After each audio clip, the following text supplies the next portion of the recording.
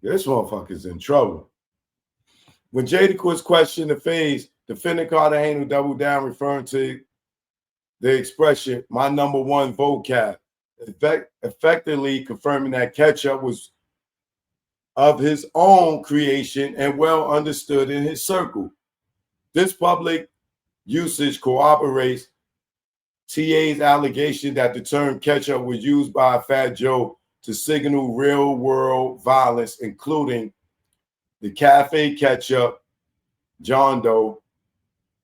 The coded directives were issued in witness intimidation efforts via associates like Pistol Pete and Rich Player.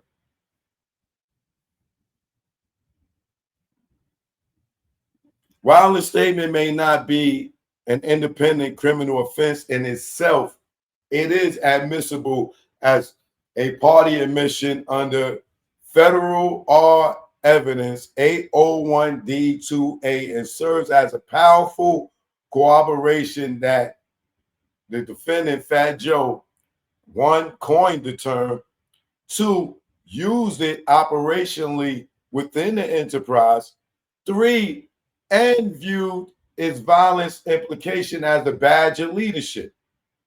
This public confirmation of enterprise slang directly supports predicate acts related to one, attempted murder and assault in aid of racketeering, two, witness retaliation and obstruction, three, it also demonstrates the defendant's awareness, authorship, and embrace of the language used to direct the enterprise violence. Boy, Cuban, what up? I see you. These acts form part of the enterprise pattern of sexual exploitation and serve as evidence of Fat Joe's enterprise ongoing use of travel-based coercion, concealment, and psychological domination to further Fat Joe's private gratification and control of loyalty within the enterprise. This predatory structure supports a finding that Fat Joe's enterprise was not merely artistic, it was an ongoing racketeering operation that included sex trafficking, wire fraud, labor theft, and violent enforcement. As in the United States versus Marcus 628 F3D 36 and Calhoun, the defendant's pattern of targeting vulnerable individuals through coercion, fear, and domination satisfies the predicate elements for a RICO liability. This nigga's in trouble, bro. I don't see this not going nowhere. Predicate Act number 11, structure and laundering through shell companies. We went through that. Y'all know all the shell companies and everything. Predicate Act 12, wage theft, obstruction, and off-the-book payments.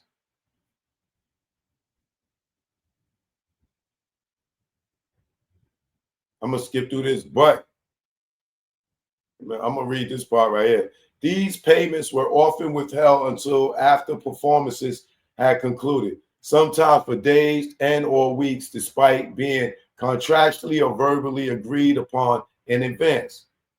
TA's money didn't hit my account yet. I cannot pay him.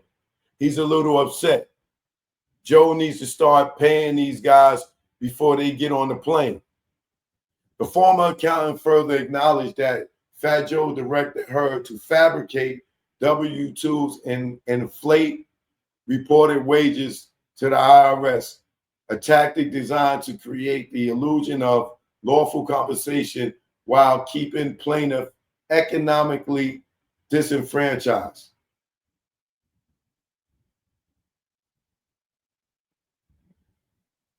The falsified wage reports served a dual function, shielding the enterprise from employment classification and tax violation and burdening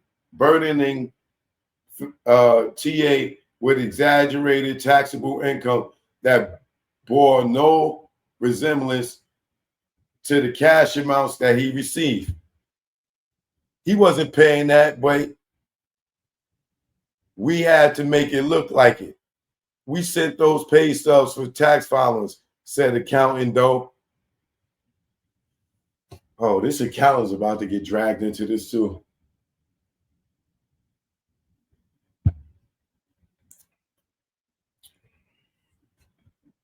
I'm going to skip through this.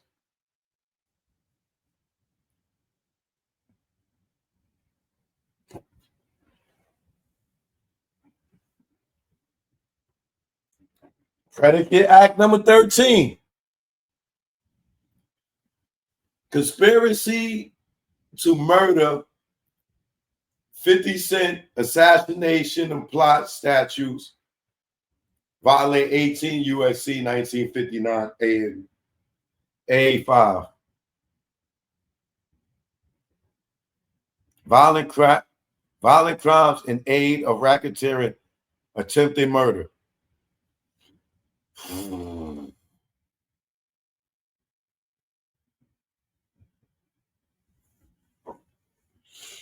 Oh my God.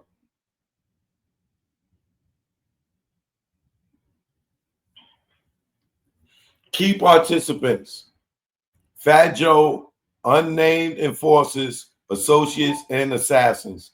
Location: Miami, Florida. 50 Cent, New York City, the winter, approximately 2006 to 2007. Description of conduct: Fat Joe engaged in a calculated and premeditated conspiracy to murder rapper Curtis Jackson, known professionally as 50 Cent. Around the winter of 2006 or 7, Fat Joe was residing in Miami when he received a call reporting 50 Cent's presence at a New York venue. Fat Joe ordered the hit, but 50 Cent was surrounded by Navy SEAL type security, and the would-be assassins were afraid to make the attempt.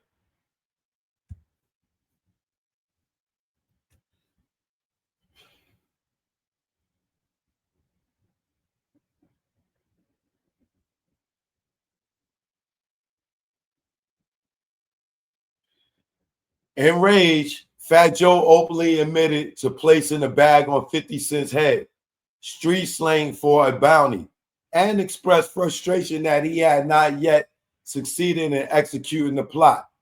He told his associates that he'd been trying to get this nigga for a minute, and laminated the failure of his terror squad crew to carry out the hit despite multiple opportunities.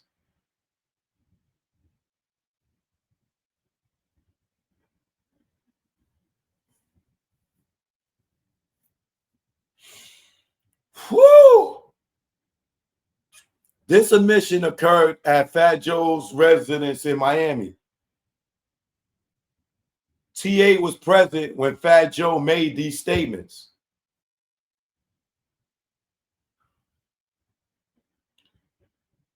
Fat Joe was visibly distraught and shaken when he discussing the plot's failure, suggesting not only intent of active planning, but also direct coordination with the individuals acting on his behalf. The plot involved tracking 50 Cent's movements via his performance schedule and attempting to ambush him at multiple public venues. Despite the failure to carry out the assassination, defendant's statements confirm his role as the intellectual author and financier of a murder conspiracy designed to eliminate and perceive rival and solidify the defendant's dominance within the entertainment industry and the criminal enterprise. This attempted assassination is consistent with the enterprise's pattern of retaliatory violence against perceived disloyalty, disrespect, or competition.